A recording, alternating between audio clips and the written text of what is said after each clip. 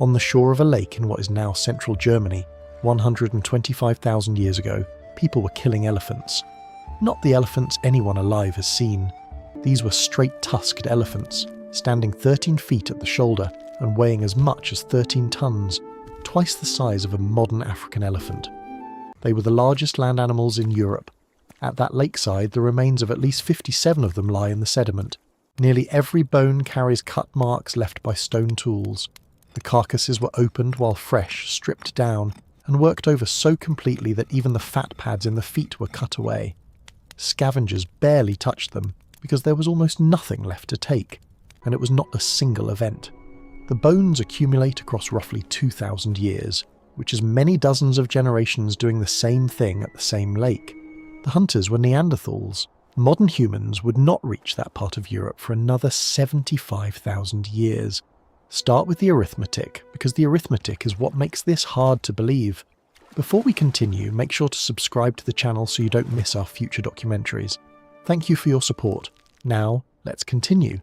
A 10-ton elephant yields something on the order of thousands of daily rations of meat and fat. One animal is more food than a family can eat in a lifetime, and vastly more than a small band can consume before it rots.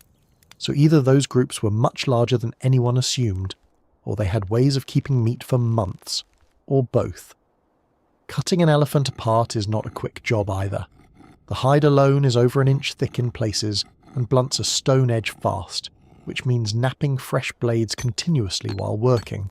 A limb bone weighs more than a person and has to be levered and rolled rather than lifted. Getting through the hide, taking down a limb, and stripping a carcass that size is days of labour for a large number of people. Standing in the open, in a landscape with lions and hyenas in it, next to a mountain of meat that every predator for miles can smell. Which means somebody was also standing guard the whole time, and fires were burning around the carcass at night. The picture that comes out of that lakeside is not a handful of nomads scraping by.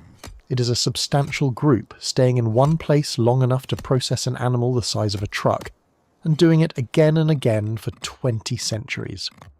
Now the second problem. How do you kill one? The bones themselves give a clue. The animals taken at that lake were overwhelmingly adult males. That is the exact opposite of what a natural death assemblage looks like, and it is not what a predator would choose, because an adult bull is the biggest and most dangerous animal on the landscape. But adult male elephants live alone. Females and young stay in herds, defend each other, and will charge anything that threatens a calf. A solitary bull has nobody watching his back. If the plan is to isolate an animal and work on it for hours, the lone male is the one you can actually get to. He is also the biggest payload. Choosing the lone bull is the choice a person makes who understands elephant behaviour in detail, from watching them for a lifetime, and who is thinking about calories rather than about safety. That is the part worth holding on to. These were not opportunists stumbling into a dead animal. Somebody looked at a landscape, identified which specific individual was worth attacking, and organised around it. The weapons existed, and they survive. At another German site, buried in waterlogged ground about 300,000 years old, archaeologists recovered a set of wooden spears made of spruce, cut and shaped to the proportions of a modern javelin, with the weight balanced forward. They lay among the butchered remains of dozens of horses at the edge of an ancient lakeshore. At a third site, a wooden lance nearly 8 feet long made of yew was found lying among the ribs of a straight-tusked elephant. Those are thrusting weapons as much as throwing weapons, and against an animal that size, throwing is pointless. A spear thrown at a 13-ton elephant is an insult. The hide turns it, the fat layer stops it, and the animal barely registers it. The killing had to be done at contact range, driven in behind the shoulder or up into the abdomen by someone standing close enough to be crushed.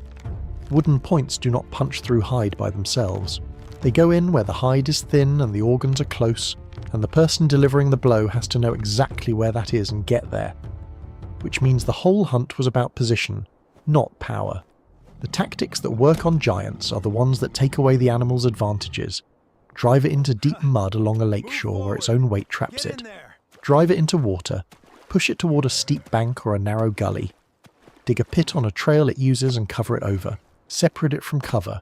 Wear it down over hours until it stops charging and starts standing. Then close in from several sides at once and put spears into it repeatedly while it cannot turn on everyone at the same time. Wounded animals that size do not fall where they are struck. They walk, sometimes for miles, and the hunt becomes a slow follow that can last into a second day. Fire almost certainly had a role in it as well. Burning brush and torches move animals in a chosen direction without anyone having to get close, and a herd or a bull can be steered a long way by a line of people making noise on one flank. None of that works without coordination, and none of it works without patience. It also means the most dangerous part of the hunt was not the beginning. It was the end, standing next to a wounded animal that outweighed the entire hunting party combined. The bodies of the hunters show the price. Neanderthal skeletons carry a distinctive pattern of injury, concentrated in the head, neck and upper body, of the kind seen today in people who work at close quarters with large animals. Broken arms that healed crooked, skull fractures, ribs that snapped and knitted back together, damage to the shoulder from throwing and thrusting year after year.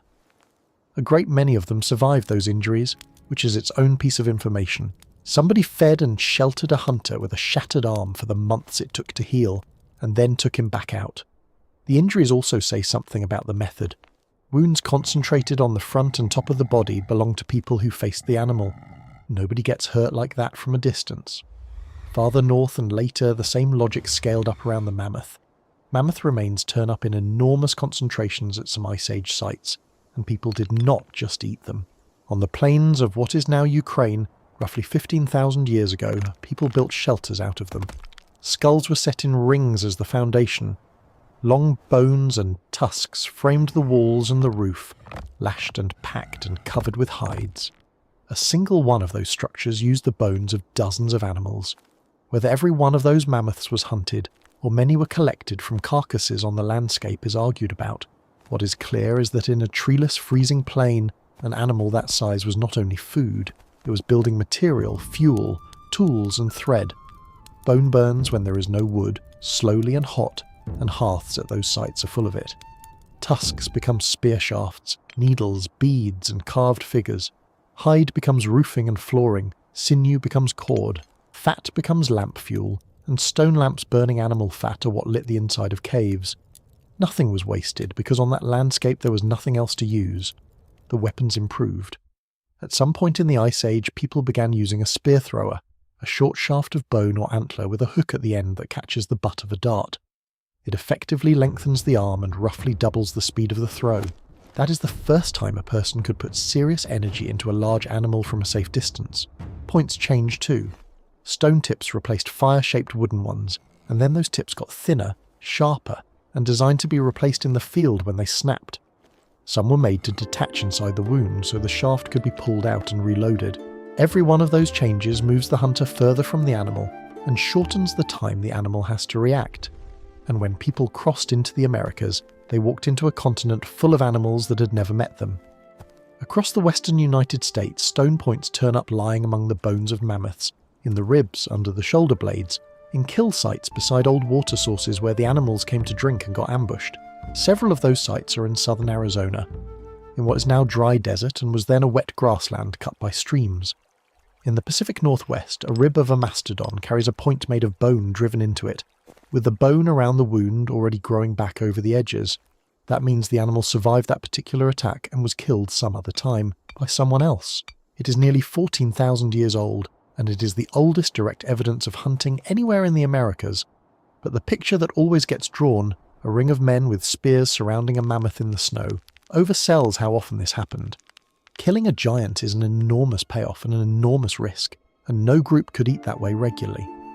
For every elephant at that German lake, there were seasons of deer, horses, hares, birds, fish, shellfish, and roots dug out of hillsides. Big game hunting was punctuation, not the sentence. It also failed most of the time. Animals get away, hunts are called off, weather ruins a stalk, and the group walks home with nothing after 3 days. What the archaeological record preserves is exclusively the successes because a failed hunt leaves no bones and no cut marks anywhere. The wall of mammoth skeletons at a kill site is the highlight reel, not the season. That last part may be the most important thing about it. An animal that size cannot be consumed by the people who killed it. It has to be shared, and sharing on that scale pulls in relatives, neighbours and groups from other valleys, some of them walking for days to get there. A successful elephant hunt is a social event before it is a meal. It is where people from scattered camps met each other, traded, arranged marriages, settled disputes, and passed on news across a whole region, and it creates obligations that get repaid across years, which is the closest thing to insurance a hunter-gatherer ever had. Which is why, when people finally started painting the walls of caves, they did not paint rabbits. They painted mammoths, rhinos, aurochs, bison, and horses over and over in the deepest chambers at enormous scale, and with far more care than they gave to any drawing of a human being.